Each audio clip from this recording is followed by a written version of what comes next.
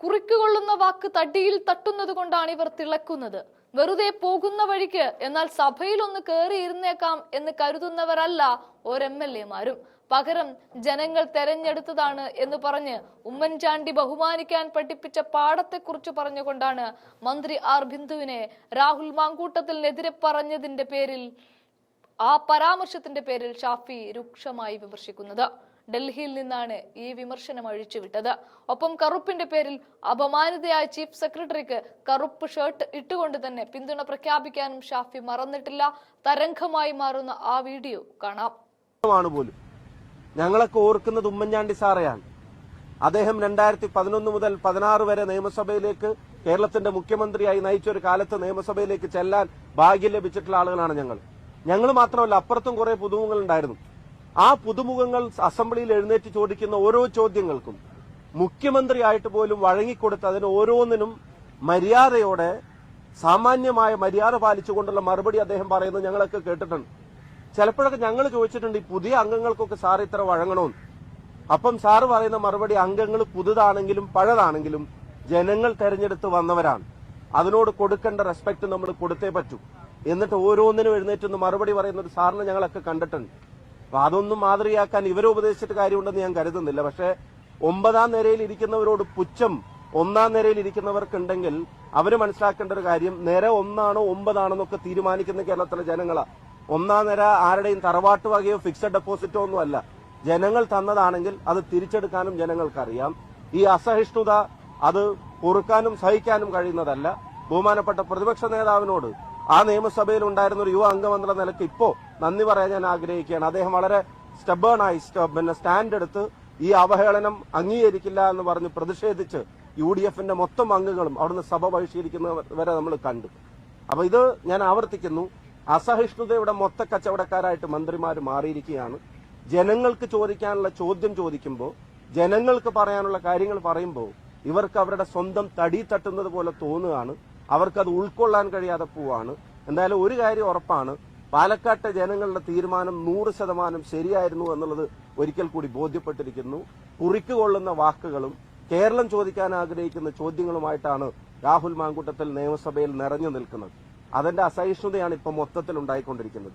രണ്ടാമത്തെ ഒരു കാര്യം, ഈ അസഹിഷ്ണുതക്ക് കഴിഞ്ഞ കാലങ്ങളിൽ അവരുടെ പാർട്ടിയിലെ യുവാക്കളെ വഞ്ചിച്ചതിന്റെ ഒരു കുറ്റബോധം കൂടിയാണ്, അതിന്റെ ജാള്യത കൂടിയാണ്.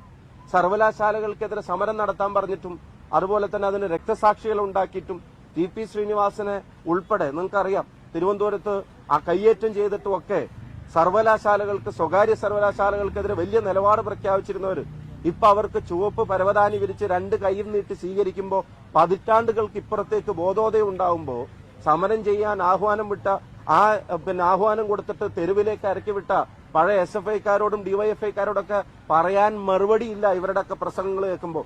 അതുകൊണ്ടാണ് ഇത്രയും അസഹിഷ്ണുത വരുന്നത്. ആത്മവഞ്ചനയാണ് ഇവർ ചെയ്തുകൊണ്ടിരിക്കുന്നത്. ഒരു സംശയ കാര്യത്തിൽ വേണ്ട. ഒരു കാര്യം, ഇപ്പൊ കൊടകര ED-യുടെ കുറ്റപത്രം വന്നു. BJP നേതാക്കളെ ഒന്നും ഇക്കാര്യത്തിൽ ആ കുറ്റപത്രമില്ല, ഒരു സാധാരണ ഒരു സ്ഥലം വാങ്ങുന്ന കച്ചവടമായിട്ട് അത് മാറ്റിയെടുക്കുക. അല്ല, അത് കച്ചവടം തന്നെയാണ്. അത് CPM-ഉം BJP-യും എല്ലാം കൂടെ ഉൾക്കൊണ്ടിട്ടുള്ള കച്ചവടം തന്നെയാണ്. ED-യും CBI ഒക്കെ നമുക്കറിയാം, ഇപ്പൊ BJP-യുടെ ഫ്രണ്ടൽ ഓർഗനൈസേഷൻസ് ആണ്, പോഷക സംഘടനകളാണ്. BJP-യെ പോഷിപ്പിക്കുക എന്നുള്ളതിനപ്പുറത്തേക്ക് സത്യത്തിന്റെയോ നിയമത്തിന്റെയോ നീതിയുടെയോ ന്യായത്തിന്റെയോ ഒരധ്യായങ്ങളും അവർക്കിപ്പോ ഇല്ല. ഒരു കാര്യം നിങ്ങൾ ആലോചിക്കുക, എതിർ രാഷ്ട്രീയ പ്രസ്ഥാനത്തിലെ നേതാക്കന്മാരാണെങ്കിൽ ഒരു തെളിവും ഇല്ലെങ്കിലും മണിക്കൂറുകൾ നീണ്ടു നിൽക്കുന്ന ചോദ്യം ചെയ്യലുണ്ടാവും. സോണിയാഗാന്ധിയെ, രാഹുൽ ഗാന്ധിയെ വരെ മണിക്കൂറുകൾ തുടർച്ചയായി ഒരു തെളിവുമില്ലാഞ്ഞിട്ട് പോലും ചോദ്യം ചെയ്ത്, മുമ്പൊരിക്കൽ അന്വേഷിച്ച് അവസാനിപ്പിച്ച കേസായിട്ട് പോലും അവരെ വിളിച്ചു വരുത്തി മണിക്കൂറുകൾ അവിടെ പിടിച്ചിരുത്താൻ വെമ്പൽ കൊണ്ടിരുന്ന ED ഇക്കാര്യത്തിൽ പണം വന്നിട്ടുണ്ട്, പണം പോയിട്ടുണ്ട്, അത് കയ്യോടെ പിടിച്ചിട്ടുണ്ട്. പക്ഷെ അത് എവിടുന്ന് വന്നു എന്നുള്ളതിനും തെളിവില്ല, എവിടേക്ക് പോന്നു എന്നുള്ളതിനും തെളിവില്ല, ഒന്നുമില്ല എന്നാണ് ഇപ്പൊ ED പറയുന്നത്. ഇപ്പൊ തെളിവില്ലെങ്കിലും ഓപ്പോസിറ്റ് രാഷ്ട്രീയ പ്രസ്ഥാനങ്ങളെ ആളുകളെ വേട്ടയാടാൻ ഇവർക്ക് കഴിയും. തെളിവുണ്ടെങ്കിലും BJP-ക്കാരാണെങ്കിൽ, അതല്ല കേരളത്തിലെ സാഹചര്യമാണെങ്കിൽ ശരി CPM ബന്ധം കൂടെ ഉണ്ടെങ്കിൽ പിന്നെ ഒരു കാരണവശാലും അവരെ ED തൊടത്തില്ല എന്നുള്ളതാണ്. അപ്പൊ സുരേന്ദ്രനെ പിണറായി വിജയനും തൊടില്ല, ED-യും തൊടില്ല. പിണറായി വിജയൻ ഇവിടെ ഉള്ളവരും തൊടില്ല, അവിടുത്തെ BJP-ക്കാർക്കും കുഴപ്പമില്ല. ഇവിടെ പ്രാതലൊക്കെ വിളിക്കുമ്പോ മന്ത്രി വരുന്നതും ഗവർണർ വരുന്നതും മുഖ്യമന്ത്രി വരുന്നതും പ്രോട്ടോകോൾ ലംഘിക്കപ്പെടുന്നതും ഒക്കെ എന്തിനു വേണ്ടിയാണ് എന്നുള്ളത് വ്യക്തമാണ്. ഇതൊരു നെക്സസ് ആണ്. ചുവപ്പ് നരക്കാതെ തന്നെ കാവിയായി പോകുന്നത് നമ്മൾ കാണുന്നുണ്ട്. കേരളത്തിലെ പോലീസിനും നടപടിയില്ല, ഇഡിക്കും നടപടിയില്ല. ഇഡി ഒരു അപഹാസ്യമായ അന്വേഷണ സംവിധാനമായിട്ട് ഇഡി മാറിയിരിക്കുകയാണ്. പൊളിറ്റിക്കൽ ഒപ്പണൻസിന്റെ അടുത്തേക്ക് മാത്രം. ഇപ്പതാ ഭൂപേഷ് ബാഗലിന്റെ വീട്ടിലേക്ക് കഴിഞ്ഞ ദിവസം ഇഡി ചെന്നിരുന്നു. ഇപ്പൊ ഇതാ അദ്ദേഹം കോൺഗ്രസിന്റെ സമ്മേളനവുമായി ബന്ധപ്പെട്ട ഡ്രാഫ്റ്റ് കമ്മിറ്റിയിലേക്ക് വരാൻ വേണ്ടി പോകുമ്പോൾ ഇന്ന് CBI ചെല്ലുകയാണ്. ഇപ്പോൾ രാഷ്ട്രീയ പ്രതിപക്ഷത്തിന്റെ വീടുകളിലേക്ക് റാലി നടത്താൻ, റെയ്ഡ് നടത്താനുള്ള സംവിധാനങ്ങൾ മാത്രമായി BJPയുടെ പോഷക സംഘടനകളായിട്ട് ഇവർ അധപ്പതിച്ചു. എല്ലാ തെളിവുകളും ഉണ്ടായിട്ടും, കള്ളപ്പണം പിടിച്ചിട്ടും കുഴൽപ്പണം പിടിച്ചിട്ടും കയ്യോടെ പിടിക്കപ്പെട്ടിട്ടും കേസ് അന്വേഷണം അവസാനിക്കുകയും ചെയ്യുകയാണ്. ഇവിടുത്തെ നീതിന്യായ വ്യവസ്ഥയുടെ അവസാനമാണ് BJP ആഗ്രഹിക്കുന്നത്. ഇത് നാട്ടിലെ ജനങ്ങൾ തിരിച്ചറിയും. ഇതിനെതിരെ കേരളത്തിന് പുറത്തും രാജ്യത്തും പാർലമെന്റിലും എല്ലാം ഞങ്ങൾ ശക്തമായ പ്രതിഷേധങ്ങൾ ഉയർത്തിക്കൊണ്ടുവരും. ഈ പ്രാതലിൽ വിളിക്കുന്നതും പ്രോട്ടോകോൾ ലംഘിച്ച് വരുന്നതുമെല്ലാം ഈ ഒരു കൂട്ടുകച്ചവടത്തിന്റെ ഭാഗമെന്ന് പറയാൻ എന്താ അടിസ്ഥാനമുള്ളത്? ഇനി എന്താ അടിസ്ഥാനം വേണ്ടേ? എന്താ നമ്മൾ കണ്ടുകൊണ്ടിരിക്കുന്നത്? കേരള പോലീസിന്റെ നിലപാട് എന്തായിരുന്നു ഇക്കാര്യത്തിൽ? അവിടുത്തെ കേസിൽ ഇഡിയുടെ നിലപാട് എന്തായിരുന്നു? ഇപ്പൊ സുരേന്ദ്രന്റെ കേസിലെ നിലപാട് എന്താ? ഇനി എന്താ അടിസ്ഥാന കൂടുതൽ കാണേണ്ടത്? വ്യക്തമായി തെളിഞ്ഞ് ജനങ്ങളുടെ മുമ്പിൽ ജനങ്ങൾക്ക് എല്ലാവർക്കും ബോധ്യപ്പെടുന്ന തരത്തിലല്ലേ ഈ നെക്സസ് മാറിക്കൊണ്ടിരിക്കുന്നത്?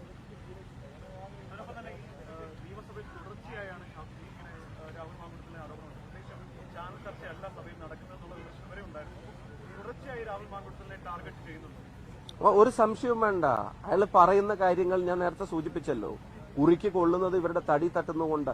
ഇപ്പൊ സർവകലാശാല ബില്ലിന്റെ കാര്യത്തിൽ അയാൾ പറഞ്ഞതിൽ എന്തെങ്കിലും അഭിപ്രായ വ്യത്യാസമുണ്ടോ? കൂത്തുപറമ്പിലെ 5 രക്തസാക്ഷികളും കുറെ കാലം ജീവിക്കുന്ന രക്തസാക്ഷിയുമായിട്ട് അമ്പലപ്പറമ്പിൽ പോലും ഇവര് പാട്ടൊക്കെ പാടിയിരുന്നല്ലോ. ഞങ്ങളുടെ പുഷ്പനെ അറിയാവോ? അവരോടൊക്കെ ഇവര് ചെയ്തതെന്താ? ആ രക്തസാക്ഷികളോട് ഇവര് ചെയ്തതെന്താ? അപ്പൊ അത് ഒരാൾ അവിടെ എഴുന്നേറ്റ് ചോദിക്കുമ്പോ അത് തടി തട്ടുക. അത് തട്ടുമ്പോൾ അതിനെ പ്രതികരിക്കാൻ മാന്യമായ മറുപടി പറയാൻ കഴിയാത്തതുകൊണ്ട് ഈ പറയുന്ന തരത്തിലുള്ള ആക്ഷേപങ്ങളിലേക്ക് പോവാണ്. ചാനൽ ചർച്ചയല്ല നിയമസഭ എന്ന് പറയുന്നത്. ഞാൻ 2 കാര്യം പറയാൻ ആഗ്രഹിക്കുന്നു. ഒന്ന്, ചാനൽ ചർച്ച എന്ന് പറഞ്ഞ എന്തോ മോശപ്പെട്ട എന്തെങ്കിലും കാര്യമാണോ?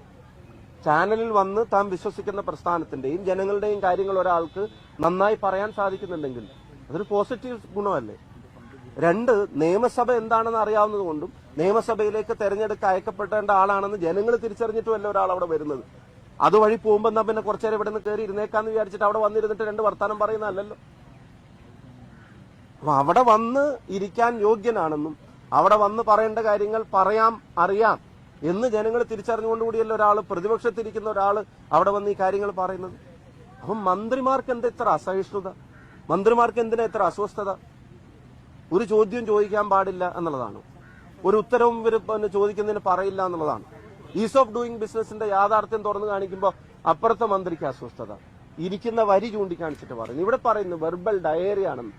ആശാവർക്കർമാരുടെ സമരത്തെ ഇതുപോലെ ആക്ഷേപിച്ച ഒരാളുണ്ടോ? ഉന്നത വിദ്യാഭ്യാസ മന്ത്രി പിന്നെ ആർ ബിന്ദുവിനെ പോലെ ഒരു ഔന്നിത്യവും കാണിക്കാത്തൊരു മന്ത്രിയാണ് ഉന്നത വിദ്യാഭ്യാസ മേഖലയ്ക്ക് നേതൃത്വം നൽകുന്നത് എന്നുള്ളതാണ് കേരളത്തെ സംബന്ധിച്ചിടത്തോളം ഏറ്റവും ഖേദകരമായിട്ടുള്ള സാഹചര്യം. ഒരു ഔന്നിത്യവും കാണിക്കുന്നില്ല. പൊളിറ്റിക്കലായിട്ടുള്ള ഔന്നിത്യം കാണിക്കില്ല. സഭയിലെ മന്ത്രി എന്നുള്ള നിലക്കുള്ള ഔന്നിത്യം കാണിക്കുന്നില്ല. സഭയ്ക്ക് പുറത്ത് ആശാവർക്കർമാരെ പോലെ സാധാരണക്കാർ, പാവങ്ങൾ അതിജീവനത്തിനും അവനവന്റെ കൂലിക്കും വേണ്ടി നടത്തുന്ന സമരത്തെ അഭിസംബോധന ചെയ്യുമ്പോൾ, അഡ്രസ് ചെയ്യുമ്പോൾ അവിടെയും ഒരു ഔന്നിത്യം കാണിക്കുന്നില്ല. ഒരു ഔന്നിത്യവും കാണിക്കാത്ത ഒരു മന്ത്രി ഉന്നത വിദ്യാഭ്യാസ മേഖലയിൽ തുടരുന്നു എന്നുള്ളതാണ് കേരളത്തിന്റെ ശാപം. ഈ ശാപത്തിന് കേരളത്തിന് മോചനം ഉണ്ടാവും. അത് ഉറപ്പുവരുത്തുന്ന സാന്നിധ്യമാണ് രാഹുൽ മാങ്കൂട്ടത്തിന്റെ ആണെങ്കിലും PC വിശ്വനാഥിന്റെ ആണെങ്കിലും റോജി M ജോണിന്റെ ആണെങ്കിലും മാത്യു കോൾനാടന്റെ ആണെങ്കിലും അവരെപ്പോലുള്ള ആളുകളൊക്കെ അവിടെ പറയുന്നത്, മറ്റെല്ലാ അംഗങ്ങളും പ്രതിപക്ഷ നേതാവിന്റെ നേതൃത്വത്തിൽ. അതുകൊണ്ടാണ് ഈ അസഹിഷ്ണുത, ഈ അസ്വസ്ഥത. അതിന് മരുന്ന് ജനങ്ങളുടെ പക്കലുണ്ട്. ഈ അസുഖത്തിനുള്ള മരുന്ന് ജനങ്ങളുടെ പക്കലുണ്ട്. അത് ജനങ്ങൾ 2026 ബോധ്യപ്പെടുത്തും. നിങ്ങൾ ഇനി മുതൽ കേരളത്തിലെ കേന്ദ്ര ഏജൻസികളുടെ അന്വേഷണം വേണമെന്ന് ആവശ്യപ്പെടുകയോ ഇല്ലയോ? കാരണം നേരത്തെ CBI വേണം, ED അന്വേഷിക്കണം, സ്വർണ്ണക്കടത്തിൽ, ഒരു കാര്യത്തിൽ നിങ്ങൾ ഒരുപാട് ആവശ്യങ്ങൾ ഉന്നയിക്കാറുണ്ട്. ഇപ്പൊ ഈ നിലക്ക് കേരളത്തിലെ ഈ ഏത് അന്വേഷണം, CBI അന്വേഷണം വേണം അല്ലെങ്കിൽ ED അന്വേഷണം വേണം എന്ന് ഉന്നയിക്കുമോ? അല്ല, അതില് UDF ആണ് അതിനകത്ത് ഞങ്ങൾ ഏത് അന്വേഷണം ആവശ്യപ്പെടണമെന്നുള്ളത് UDF നേതൃത്വമാണ് പറയേണ്ടത്. ഞങ്ങൾക്ക് ഈ സംസ്ഥാനത്തെയും രാജ്യത്തെയും അന്വേഷണ ഏജൻസികളല്ലാതെ ഞങ്ങൾക്ക് അവിടെ ഇരുന്നിട്ട് വേറെ ആരെങ്കിലും പുറത്തുനിന്ന് വിളിച്ചു വരുത്താൻ ഞങ്ങൾക്ക് കഴിയില്ല. അപ്പം ഞങ്ങൾക്ക് ജനങ്ങളുടെ മുമ്പിൽ പറയാനുള്ളത്, ഇതിനെയൊക്കെ മിസ്യൂസ് ചെയ്യുന്നവരെ അധികാരം ഏൽപ്പിക്കുന്നത് എത്രത്തോളം അപകടം ചെയ്യുമെന്നുള്ളതും അത് എത്രത്തോളം പക്ഷപാതപരമായിട്ട് പ്രവർത്തിക്കുന്നു എന്നുള്ളതും ജനങ്ങൾക്ക് ബോധ്യപ്പെട്ടു. ജനങ്ങളോട് ഞങ്ങൾ കൃത്യമായിട്ട് കാര്യങ്ങൾ പറയും. ഈ അവസ്ഥയിൽ നിന്ന് ജനങ്ങൾ നാടിനെ മോചിപ്പിക്കുമെന്ന് തന്നെയാണ് ഞങ്ങൾ വിശ്വസിക്കുന്നത്. അതിന് UDF തീർച്ചയായിട്ടും നേതൃത്വം നൽകുകയും ചെയ്യും. ഒരു കാര്യം, ഇഡി BJP വെള്ളപൂശുകയാണെന്ന് ഇപ്പോൾ ഇടതുപക്ഷത്തെ 2 അംഗങ്ങൾ രാജ്യസഭയിൽ ഈ വിഷയം ചർച്ച ചെയ്യണമെന്ന് ആവശ്യപ്പെട്ടിട്ടുണ്ട്. UDF ആരെങ്കിലും അംഗങ്ങൾ അങ്ങനെ കൊടുത്തിട്ടുണ്ടോ ഈ സഭയിൽ? തീർച്ചയായിട്ടും സഭാ നടപടിക്രമങ്ങളുടെ ഭാഗമായിട്ട് കൊടുത്തിട്ടുണ്ടാവും. പിന്നെ രാജ്യസഭയിൽ ആവശ്യപ്പെടുന്ന പോലെ ഇവിടെ അനുമതി കിട്ടുന്നതിന്റെ അവസ്ഥ എന്താണെന്ന് നിങ്ങൾക്ക് അറിയാലോ. പിന്നെ ED വെള്ളപൂശുന്നതിനെ സംബന്ധിച്ച് അവർ പറഞ്ഞു നല്ല കാര്യം. കേരളത്തിലെ പോലീസും അന്വേഷണ സംവിധാനങ്ങളും സുരേന്ദ്രനെ എന്താ പൂശിയത്? അതിനൊരു മറുപടിയും കൂടി അവർ പറയേണ്ടതുണ്ട്. നമ്മുടെ ചീഫ് സെക്രട്ടറി കറുപ്പിന്റെ പേരിൽ ഒരു കാലത്ത് അപമാനിക്കപ്പെട്ടിരുന്നു എന്നൊരു പരസ്യ പ്രതികരണം നടത്തുകയുണ്ടേ. അവരെ അനുകൂലിച്ചുകൊണ്ട് പലതരത്തിൽ പല പ്രതികരണങ്ങൾ സംസ്ഥാന വ്യാപകമായിട്ട് തന്നെ വരുന്നുണ്ട്. എന്താണ് അനുകൂലിക്കാതിരിക്കാൻ പറ്റുമോ? അവര് സ്വന്തമായി പഠിച്ച് വളർന്ന് ഇത്രയും വലിയ പദവിയിലേക്ക് കടന്നു വന്ന് ഇത്രയും വലിയ ഉത്തരവാദിത്തങ്ങൾ നിറവേറ്റുന്ന ഒരാളെ നിറത്തിന്റെ പേര് പറഞ്ഞ് ആക്ഷേപിക്കുക, ആരെയും നിറത്തിന്റെ പേര് പറഞ്ഞ് ആക്ഷേപിക്കുന്നത് ഈ കാലഘട്ടത്തിന് ചേർന്നതാണ്.